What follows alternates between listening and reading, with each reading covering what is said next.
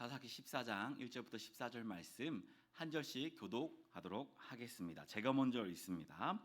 삼손이 딥나에 내려가서 거기서 블레셋 사람의 딸들 중에서 한 여자를 보고 올라와서 자기 부모에게 말하여 이르되 내가 딥나에서 블레셋 사람의 딸들 중에서 한 여자를 보았사오니 이제 그를 맞이하여 내 아내로 삼게 하소서 하매 그의 부모가 그에게 이르되 내 형제들의 딸 중에나 내 백성 중에 어찌 여자가 없어서 내가 할례 받지 아니한 블레셋 사람에게 가서 아내를 맞으려 하느냐 하니 삼손이 그의 아버지에게 이르되 내가 그 여자를 좋아하오니 나를 위하여 그 여자를 데리고 오소서 하니라.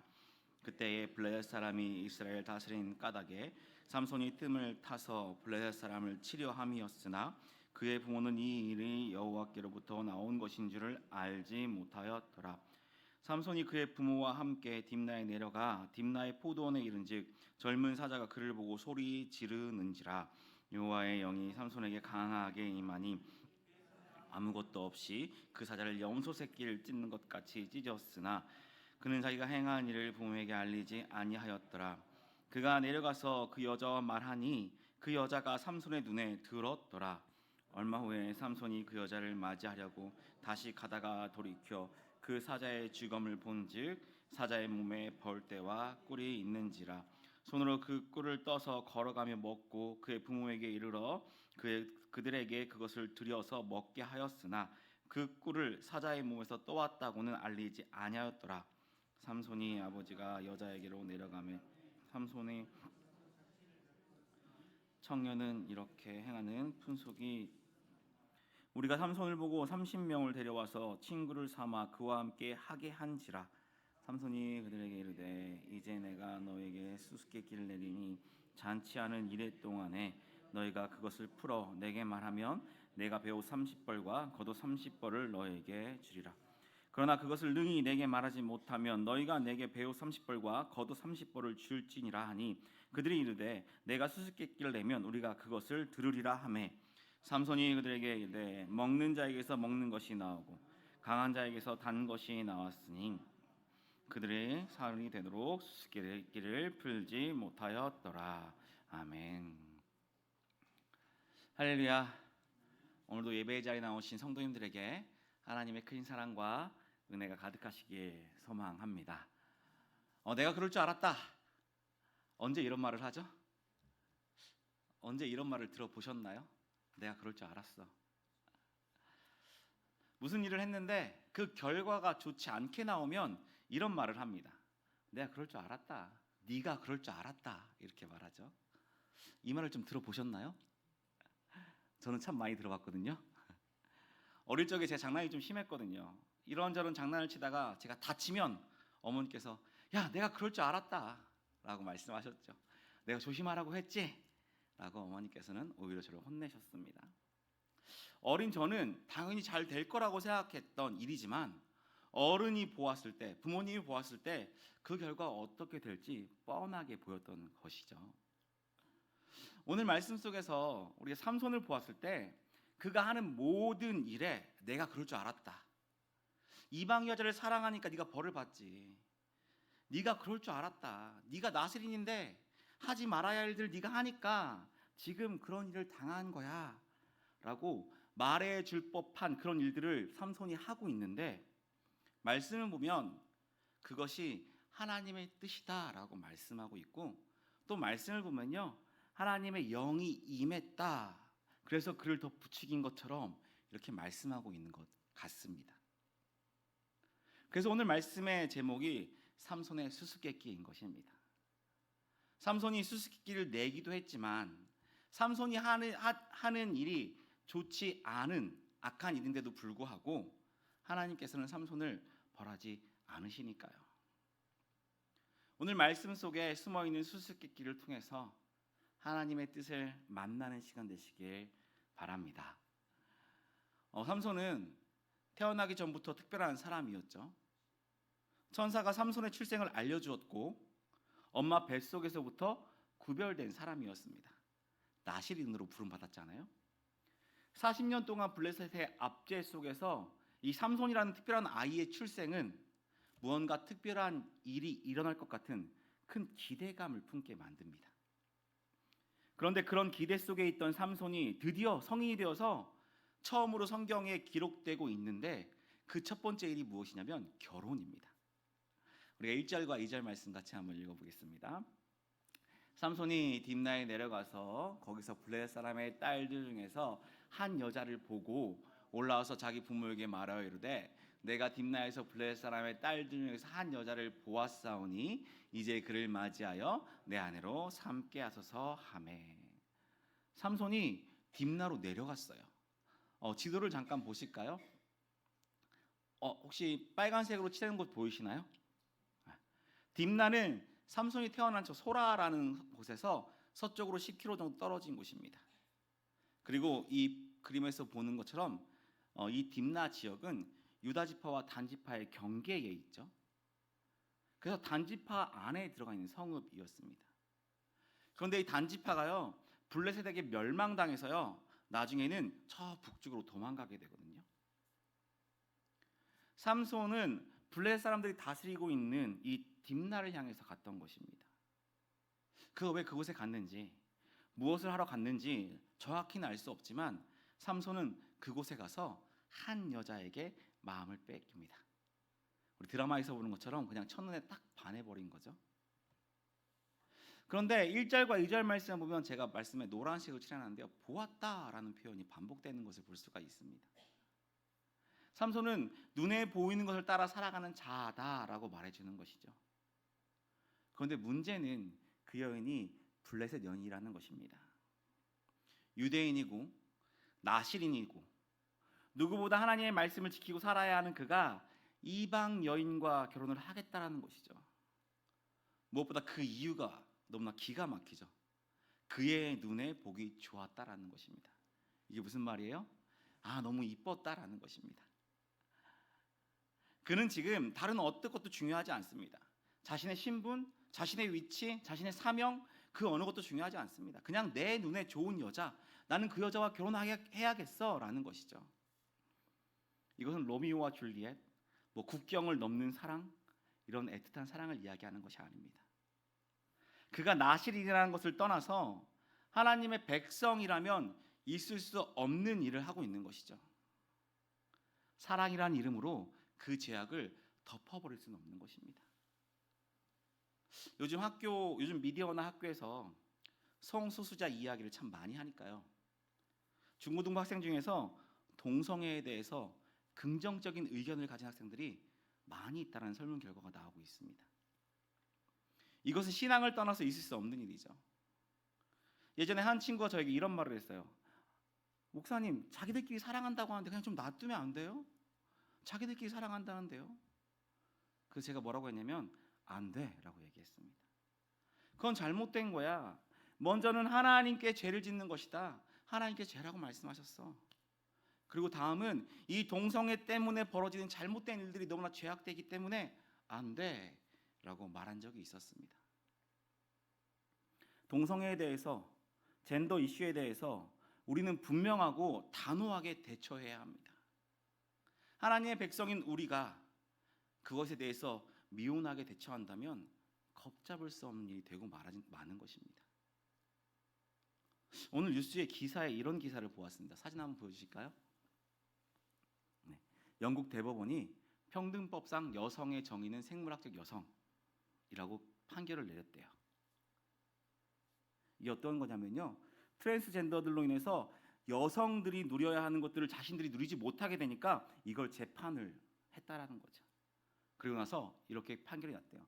여성은 생물학적으로 여성이어야만 여성이다라고요. 이것만으로 이 성소수자 문제가 해결된 것은 아니겠지만 성소수자의 문제는 결국 사회에 많은 문제들을 일으키게 될 것입니다. 우리나라도 성소수자의 문제에 대해서 대처하지 않는다면 참 어려움이 있을 수 있는 것이죠. 성소수자 문제에 대해서 신앙적으로 뿐만 아니라 이론적으로 올바른 기준이 우리가 세워지고 그것들을 다음 세대에 전파하고 가르칠 수 있는 우리들에게 소망합니다. 그리고 이를 위해서 같이 기도하는 저와 성도들 되시길 바랍니다. 그럼 이제 삼손의 부모를 한번 볼까요? 삼손의 말을 들은 부모의 마음은 어땠을까요? 삼손이 부탁하는 그 부탁을 받아들이기는 쉽지 않았을 것입니다. 그래도 이건 아니다 라고 말할 수 있어야 될 것이죠. 야, 그게 너가 사랑한다면, 너가 간절히 원한다면, 야, 자식이 이기는 부모 없다더라. 그래, 너 인생이니까 너가 알아서 해라. 내가 존중해 줄게. 이방여인과 결혼해라. 이렇게 말해서는 안 된다라는 것이죠. 내 자녀를 사랑한다면 이럴 수 없는 것입니다.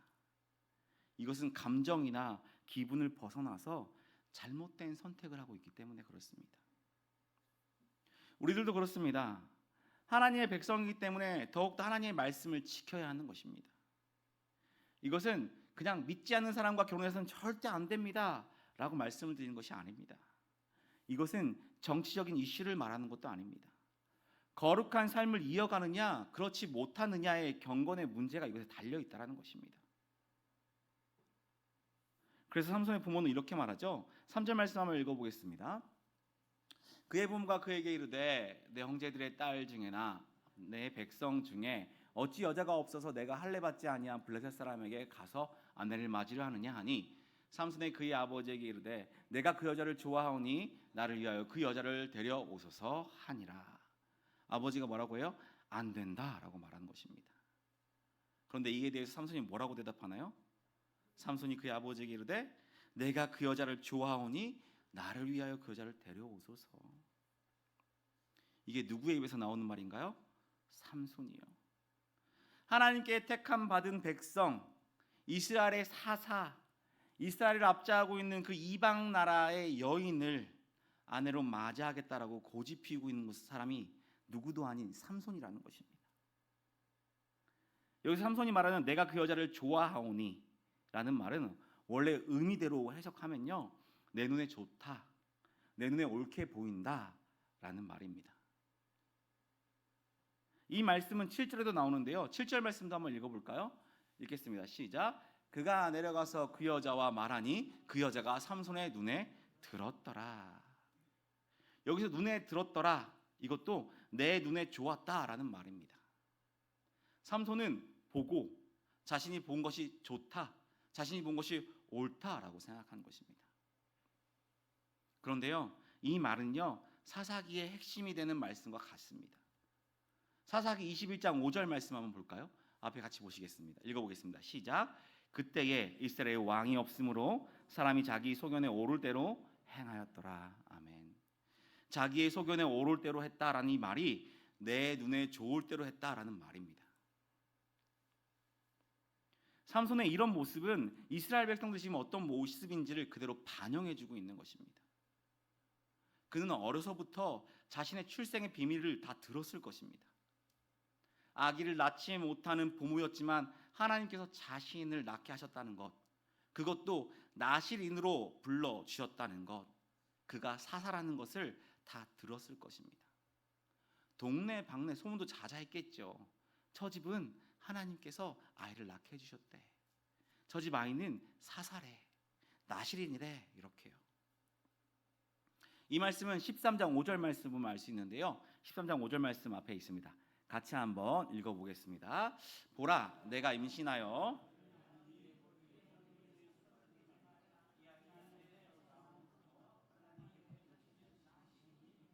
그가 블레셋 사람의 손에서 이스라엘을 구원하기 시작하리라 하시니. 아멘. 삼손이 블레셋 사람의 손에서 이스라엘을 구원할 자다라고 말하고 있습니다. 이 소리를 들은 부모와 주변 사람들은 삼손에게 정말 큰 기대를 가지고 있지 않았을까요? 그래, 삼손만 크면 블레셋의 압제에서 우리를 구원해 줄 거야, 그런 마음을 갖지 않았을까요? 그런데도 삼손은 자기 소견대로 살았습니다. 자기 마음대로 산 것이죠. 이것은 그의 부모도 마찬가지거든요. 13장 16절 말씀도 같이 한번 읽어보겠습니다. 시작. 여호와의 사자가 마노아에게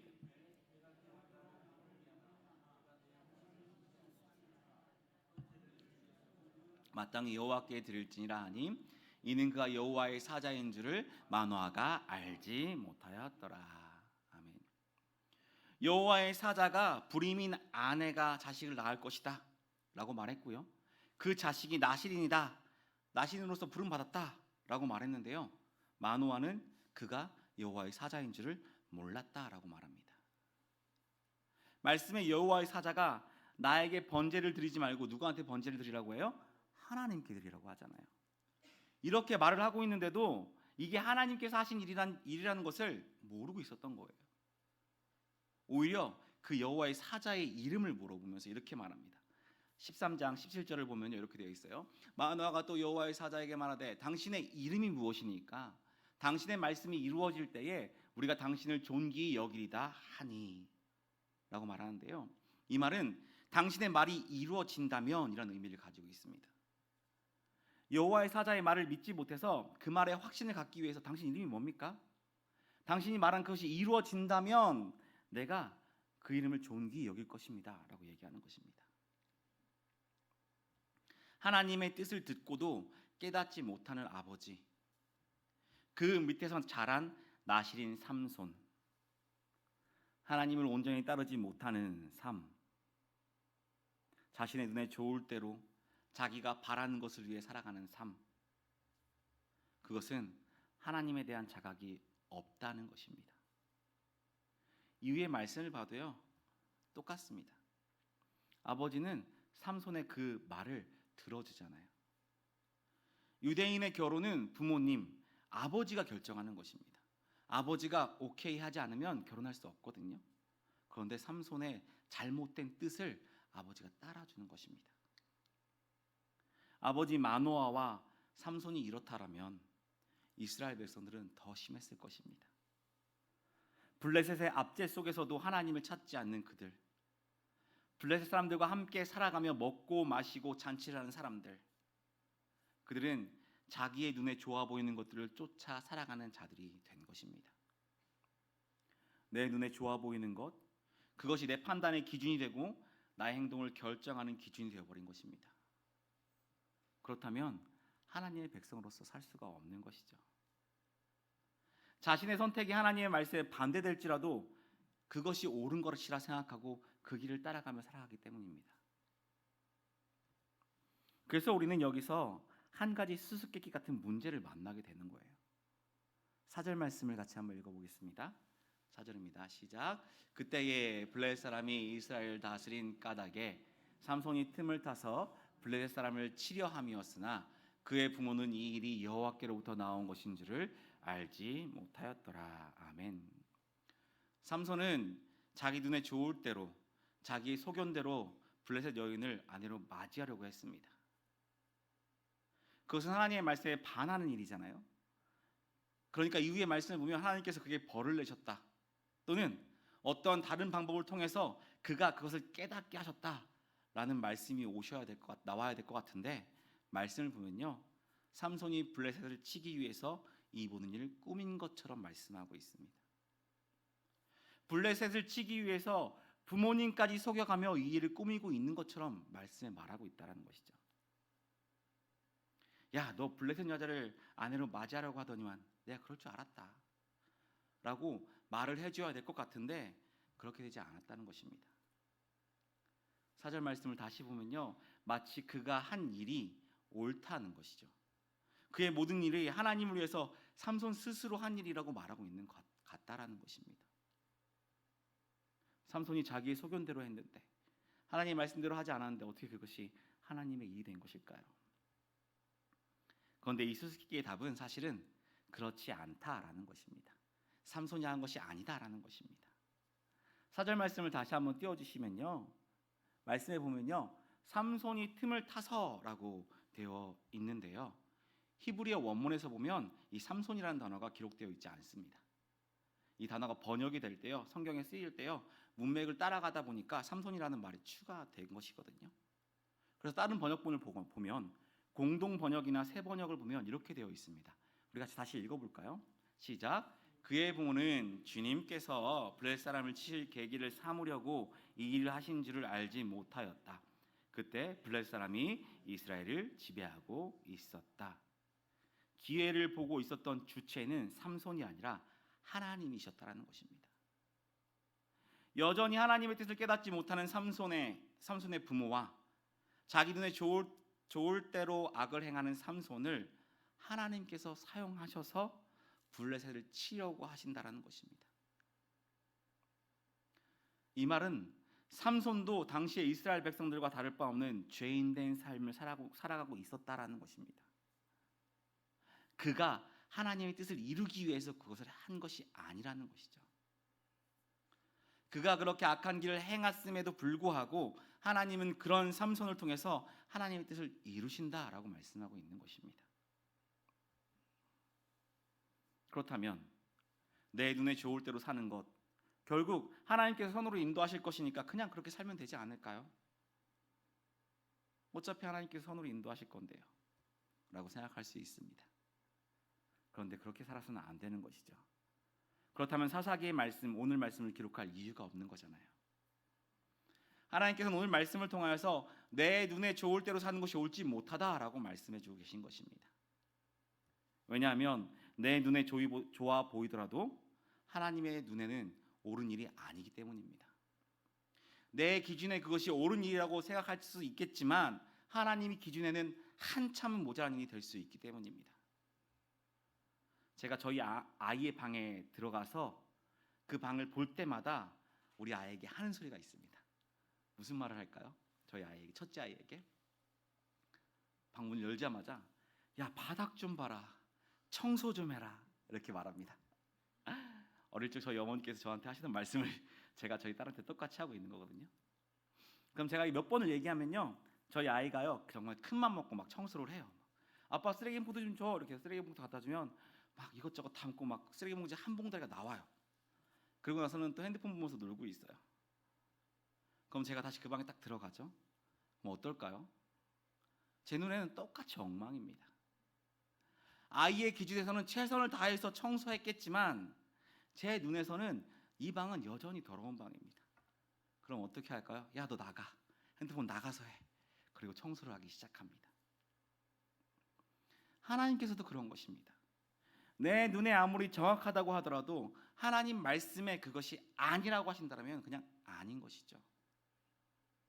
하나님 말씀과 맞지 않는 것을 내 눈에 좋아 보인다고 선택한다면 우리는 다시 제약된 길로 향하거나 왔던 길을 되돌아가는 일이 되어버리는 것입니다. 그 험난했던 세월, 그 제약된 세월, 그 길로 다시 돌아가게 되는 것이죠. 하나님의 말씀이 기준이고 하나님의 말씀이 우리가 세상을 살아가는 방법이고 규칙이라는 것을 우리는 꼭 기억하고 있어야 되는 것입니다. 저는 이런 생각을 할 때가 있습니다. 내가 생각하는 것이 다 하나님의 생각이고 내가 하고자 하는 모든 일이 다 하나님이 하고자 하시는 일이라면 얼마나 좋을까. 그럼 나는 이런저런 걱정하지 않고 고민하지 않고 살아갈 수 있을 텐데, 늘 기쁨과 은혜만 가득할 텐데, 죄에서 멀어지고 하나님과 더 가까워지는 삶을 살 수 있을 텐데 라는 생각을 하곤 합니다. 그렇지 않을까요? 성도님들께서 하시는 모든 일이 하나님의 뜻이라면 이 세상은 더 아름답게 변하지 않을까요? 하지만 제약된 우리들은 그런 삶을 원치 않을 것입니다. 그것이 하나님께서 기뻐하시는 일일지라도 피하고 싶을 것이기 때문이죠. 오른편을 맞으면 왼편을 대라, 겉옷을 달라고 하면 속옷까지 줘라, 오리를 가자고 하면 십리를 가줘라. 내가 십자가에 못 박히고 고난을 견뎌낸 것처럼, 그렇게 사랑을 너에게 준 것처럼 너희도 고난을 당하고 견뎌내라, 그리고 사랑하라 라고 말씀하시기 때문입니다. 이 모든 것이 하나님께서 기뻐하실 일이잖아요. 그렇다면 이 모든 것을 우리에게 하라고 한다면 당장에 아멘하고 기쁨으로 행할 수 있을까요? 저는 자신 없습니다. 그 말씀을 따르기 위해서 수백 번, 수천 번 기도하고 또 물어볼 거예요. 하나님, 정말 제가 이거 하는 게 맞아요? 이거 저 시킨 거 맞아요? 라고 계속해서 되물어볼 것입니다. 그리고 마지못해서 그 일을 하고는 엄청 생색날 거예요. 하나님, 제가 이거 했잖아요. 하나님이 하라고 해서 제가 이거 했잖아요 라고, 제 마음 아시죠? 라고 생색날 것 같아요. 그래서 우리는 우리 눈에 보이는 대로 내 눈에 좋을 것을 쫓아 살아서는 안 되는 것입니다. 제약된 세상은 우리 눈을 계속해서 자극하고 유혹하기 때문이죠. 우리가 바라보는 것들은 모두 하나님 보시기에 악한 것들 뿐이라는 것을 우리는 기억해야 합니다. 그리고 우리의 눈을 하나님께 둘 때 우리는 우리에게 맡겨진 사명을 감당할 수 있는 것이죠. 삼손이 딥나로 내려간 이유는 여인 때문이었잖아요. 만일 그가 나실인이라는 자각을 가지고 있었다면, 하나님의 눈을 가지고 있었다면, 하나님께서 자신을 통해서 이스라엘을 구원하실 것이라는 것을 인정하고 있었다면 그 사명을 위해서 딥나에 내려갔을 것입니다. 앞에서 말씀드렸던 것처럼 딥나는 단지파의 땅이었잖아요. 하나님께서 제비뽑기를 통해서 단지파에게 그 땅을 기업으로 주신 거잖아요. 그런데 블레셋에게 쫓겨났단 말이죠. 만약에 삼손이 자기가 사사라는 사실을 인지하고 있었다면, 기억하고 있었다면 딥나에 쳐들어가서 블레셋을 물리치고 단지파가 다시 그 땅을 차지할 수 있도록, 다시 하나님 주신 기업을 누릴 수 있도록 싸워줘야 했었다는 것이죠. 하지만 삼손은 그런 생각조차 하지 않았습니다. 단지 그곳에 살고 있는 블레셋 여자에게 마음을 빼앗겨 버렸습니다. 자신의 눈에 좋은 것을 쫓다가 자신의 존재의 이유를 다 잊어버린 거죠. 자신의 사명을 잊고 그것에 반하는 일을 하고 있는 것입니다. 삼손은 자신의 사명을 완전히 잃어버렸습니다. 그의 삶에서 단 한 번도 자신의 사명을 생각하고 하나님의 뜻에 따른 행동을 한 것이 말씀에 기록된 것이 없습니다. 이런 거죠. 만약 목사인 제가 절에 가서 108배를 하고 있다면 어떨 것 같아요? 목사님 힘든 일 있으신가? 목사님 기도할 일이 있으신가? 그래서 108배 하고 계신가? 이렇게 이해하실 분이 있을까요? 아무도 없으실 겁니다.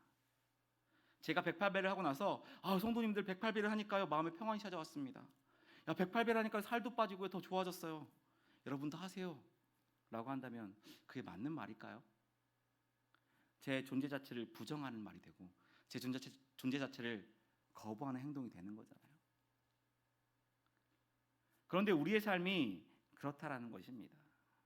우리가 이 땅에 존재하는 목적, 하나님이 나를 우리의 가정에, 우리 교회에, 우리가 속한 공동체에 보내신 이유가 있는데 그 목적을 잃어버리고 내 눈에 좋은 것들을 쫓아서 내 눈에 좋아 보이는 것들을 위해서 살아간다면 우리도 그들과 다를 바 없는 삶을 살아가고 있는 것이죠. 하나님께서는 수많은 사람들 중에 저와 성도님들을 선택해 주셨습니다. 그리고 수많은 교회 중에 우리들을 왜 동대문 제일교회로 이렇게 모아서 신앙생활을 하게 하셨을까? 왜 수많은 성도님들 중에서 왜 우리 성도님들을 우리 교회에 모아주셔서 함께 동역하게 해주신 것일까? 우리는 한번 생각해 봐야 합니다. 그 모든 것에 우연은 없잖아요. 모든 게 하나님의 뜻인 거잖아요. 하나님께서는 분명 우리에게 주신 사명, 우리에게 맡겨진 그 일을 맡기기 위해서 이곳에 불러주셨다는 것입니다. 우리를 선택해 주셨다는 것입니다. 나를 통해서 우리의 가정을, 우리 교회를, 내가 속한 공동체를 하나님의 은혜로 가득 채우기 위해서, 예수 그리스도의 향기를 그곳에 드러내며 나타내는 삶을 살아가기 위해서 우리를 불러주셨다는 것입니다. 성도님들, 우리가 눈에 보이는 것을 쫓는 것이 아니라, 내 눈에 좋은 것만을 위한 삶이 아니라 하나님이 나를 부르신 목적과 사명을 생각하고 그에 합당한 일을 하며 하나님의 뜻을 따라 살아가는 성도의 삶이 되시길 바랍니다. 성령님과 동행하며 그 인도하심을 받아 주님의 기쁨이 되시길 바랍니다. 죄악된 세상에서 내 눈이 바라는 것을 향해 가려고 할 때 성령님을 의지하여서 우리들의 방향을 다시 하나님께 바꾸고 한 번이고 10번이고 100번이고 실패할지라도 다시 기도함으로써 주님 앞에 은혜를 간구하시는 삶이 되시길 바랍니다. 비록 삼손은 자기 눈에 좋을 대로 행하며 때를 쓰며 자기의 소견대로 살아갔지만 4절의 말씀과 같이 하나님께서는 삼손을 사용하셨습니다. 악한 일을 선으로 이끌어 주신 하나님의 그 은혜를 돌아보시길 바랍니다. 우리가 말씀의 기준을 벗어나고 넘어지고 내 눈에 좋은 것을 쫓아 행할 때도 많지만 하나님은 그 모든 일을 통해서 하나님의 선하신 뜻을 이루어 가시는 분이십니다. 이 사실을 기억하고 하나님의 완전하신 뜻과 하나님의 신실하심을 의지하며 나에게 주어진 일에 최선을 다하고 오늘보다 내일, 내일보다 모레 하나님과 더 가까워지며 그 사명을 따라가며 살아서 주님의 영광이 되는 저와 성도님들의 삶이 되시길 축복합니다.